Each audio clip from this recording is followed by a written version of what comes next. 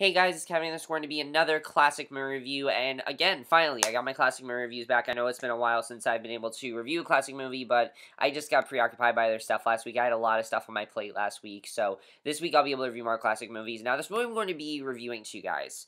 I know you guys might not consider this movie a classic. I know it only came out a few years ago, like literally like 5 years ago. I know that wasn't that long ago, but here's the thing. I have gotten constant requests from my friend who has not, told me I need to watch this movie. You have to watch this movie. You're going to love this movie. And I've heard many people say you need to watch this movie.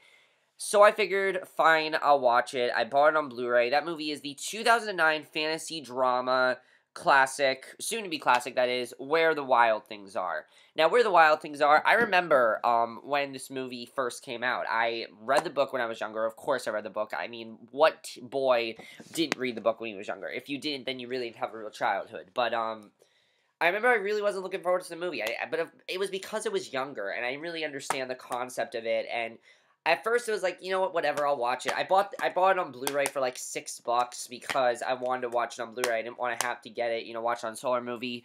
And I knew that it was directed by Spike Jonze. I wanted to see it because Spike Jonze directed 4 movies, and I want to watch all 4 of them because, I mean, come on, like, it's only 4 out of 120. I'm pretty sure I can do that. I mean, it's not that hard, but after watching Where the Wild Things Are, I have to say that I was not prepared for how much I was going to love this movie, because this movie truly is a masterpiece, and there's so many things I didn't know about this movie going into it that I absolutely love, and honestly, I feel you should go into this movie, watch the second trailer, and then just do that. Watch the second trailer, that's it. That's it. Like, read the book, watch the second trailer, you're good. Watch the movie. That's all I did. I didn't know much about the movie. I didn't know much about the plot. I really didn't know much of anything. I knew the second trailer, and that's really it. But let's get into the plot of this movie, and I'm going to talk about what makes this movie so good. There's a lot to talk about, definitely, with this movie. But first, let's get to the plot of this movie, which is a pretty relatively simple plot. We have this boy, Max, he is this 9-year-old boy who basically, he is very different from the rest of society. He has a very active imagination. He has a lot of drama going on through his life. His mother has just gone through a divorce. She now has his boyfriend who he really doesn't like and doesn't feel really, he doesn't really like him because he misses his father, of course. And then you have basically his sister wants nothing to do with him because his sister actually ends up crushing, her friends actually end up crushing Max's snow fort with him inside, and he gets all pissed off about it. He messes up her bedroom and destroys a frame that he made for her, and you can definitely see it. He has a lot of, problems and things like that, and one day it just gets to the point where he's had it, and after his mother decides to invite her boyfriend for dinner, Max becomes upset with his mother for not coming to the 40 made in his room, and basically, he also acts like an animal. He has a tendency to act like an animal, and basically, he decides to run away from home and basically creates his own world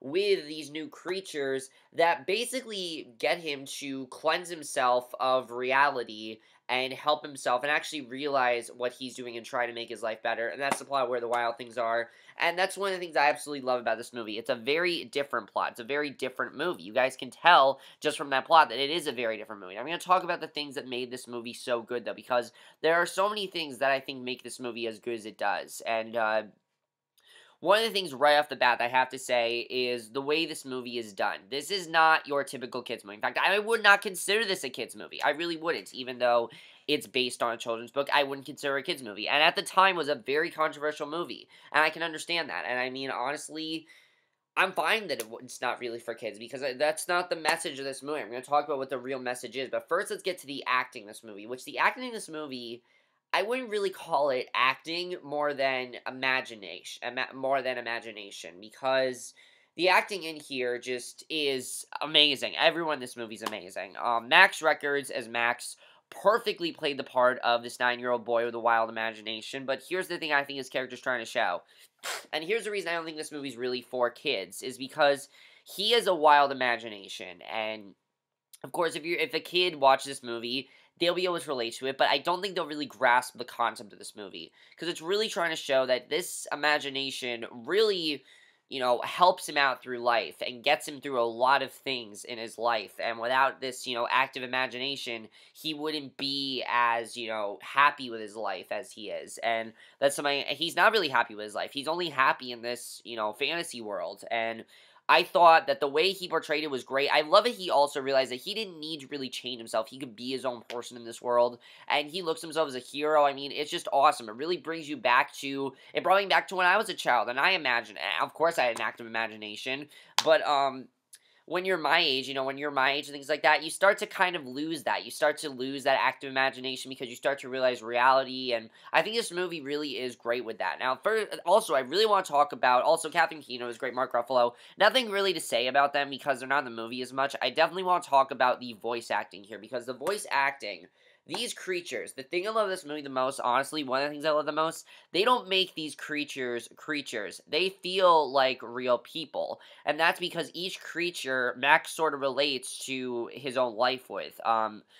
James Gandolfini, I have to say, this is probably one of James Gandolfini's best performances, definitely. I think he did an amazing job in this movie as Carol.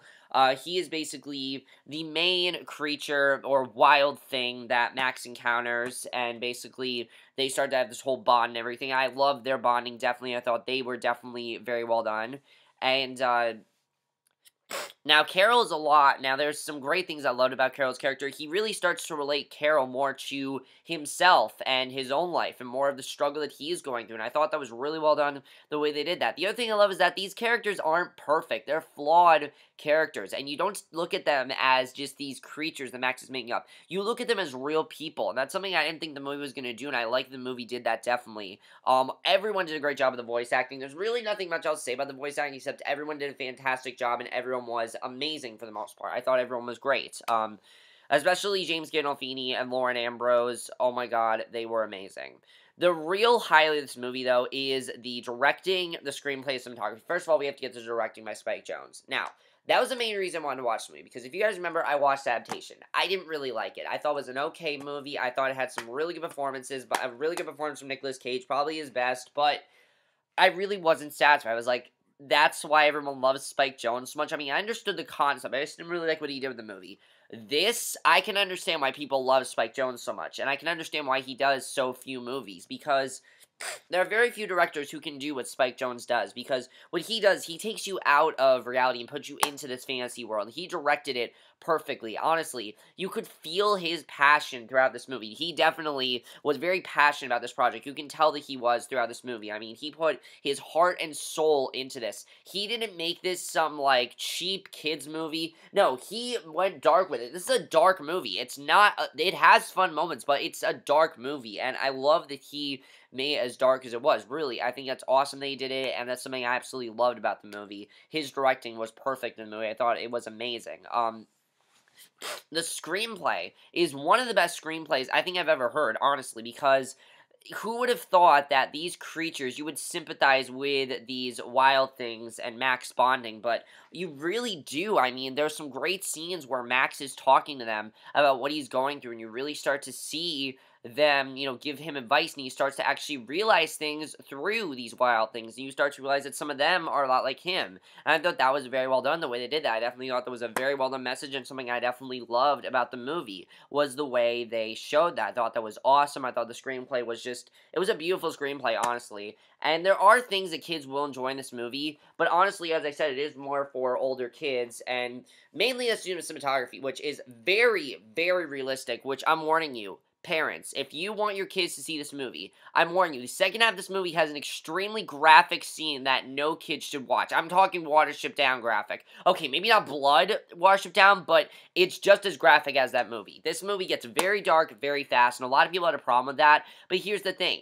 Remember, this is his active imagination. What I'm thinking is that when it gets really dark, that is showing his inner emotion. That is showing him going through that sadness, getting it out of him, and he's really translating it into this fantasy world, because that's where he can, cleanse himself, and one of the ways he needed to do that was to have this dark stuff happen, and it is really dark what ends up happening, but I thought it was really well done the way that happened in this movie. Definitely, that's something I love about the movie, and something I wasn't expecting was as dark, was the darkness of the movie. I didn't expect the movie to get as dark as it did, and I love it they went for it, especially because it's based on a simple children's book that's not longer than, like, 10 words. It's not longer than, like, 10 pages, and this movie perfectly made into a feature-length movie. It's something I loved about it. The editing I thought was great. The movie went by like that, and I thought that was awesome. The last thing I want to talk about is the score. The score to this movie is perfect because it's so calm and soothing, and it really portrays Max, cleansing himself because it's calm, it's soothing him, and the music is just, you feel it's calming to you, it's soothing, and honestly, here's the thing I want to say about this movie. This is the reason why I love the movie as much as I did. I feel if you are a kid, if you are a young kid, say ages, Max's age, like 9 or 10, you'll enjoy the movie, but it's not going to have as big as an impact on you as if you're someone my age to an adult. If you're an adult, you're going to have a much bigger impact on this movie. This movie's going to have a huge impact on you because it's going to take you back to the times when you had an active imagination. I mean, when you're my age, you sort of lose that. I mean, you start to, as I said, you start to understand more about the real world, and you start to think, okay, that's not really reality. And his sister's a lot like that in the movie. I mean, a lot of, that's something I definitely like about the movie, that his sister was a lot like how people my age are, where they're like, that's just fantasy, and that's not real and everything. But to Max, it feels real, and you really do feel that about this movie. You feel that this is Max's reality. This is where Max feels happy with himself, and this is where Max can cleanse himself. It has a beautiful ending, by the way. The ending of this movie is very ambiguous, but I thought it was a very well done the way they end the movie. That's something I definitely really enjoyed.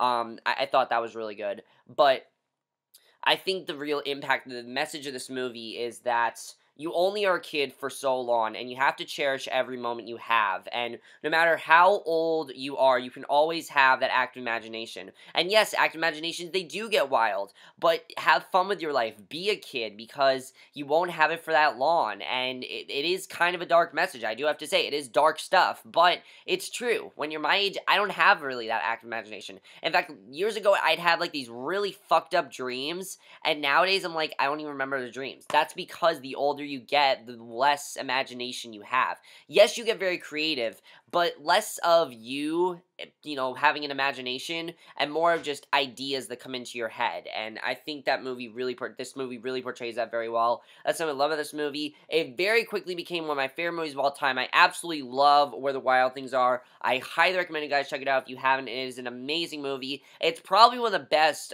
movie to book to movies I have seen, because it's very different than the book, extremely different from the book, okay? If you watch the book then watch this movie, if you're a huge fan of the book, you might not love this movie. You might not, but I think, and honestly, everyone will love this movie. If you watch it and you're my age, you'll probably love this movie. I absolutely loved it. I grasped the concept. I think it's an amazing concept. I think it's an amazing message as well. I think it's a movie that, honestly, more people should watch, definitely. I think it's honestly kind of underrated. I don't think enough people know about this movie. I don't think the movie got as much, praise as it did when it first came out, and I feel like it should have gotten a lot more praise, but it really didn't. But that's basically my review. Hope you guys enjoyed it. Let me know what you guys saw of this movie. Overall, guys, as I said, I love this movie. I didn't expect to love it as much as I did. I will warn you guys that does take a little while to get into, but a lot of movies are like that. Honestly, I'm not really going to complain because a lot of movies are like that. Once he gets to that island, that is when the movie gets amazing, and that's something I love about the movie. And also, there are some truly hilarious moments in this movie, but there are also some very dark moments in this movie. Some very scary, some very disturbing, scary moments that are definitely not for kids, and something that I don't think kids will understand as much as someone my age or adults will. And I think definitely this is not a movie that young kids should watch. I think, if you want to show a young kid this movie, don't show it to them. Wait till they're older. Then they'll understand it more. It'll have a bigger impact on them. I think if you're a young kid, you'll think, okay, that was cute, I guess. But when you're older, it'll have a big impact on you. It'll really make you remember how much of an active imagination you had, and remind you of how great that time of childhood is, and how different, life gets after childhood. That's something I love about the movie, and I think that's something the movie portrayed in a very good way that I absolutely love. And that's one of the reasons I love Where the Wild Things Are. But that's basically my review. Hope you guys enjoyed. Let me know what you guys saw this movie. If you have seen it, I absolutely love this movie, as I said. But that's basically my review. Hope you guys enjoyed, and I'll see you guys in my next video, which will be for my review of tonight's episode of The Flash. So I will see you guys for that. Okay, bye.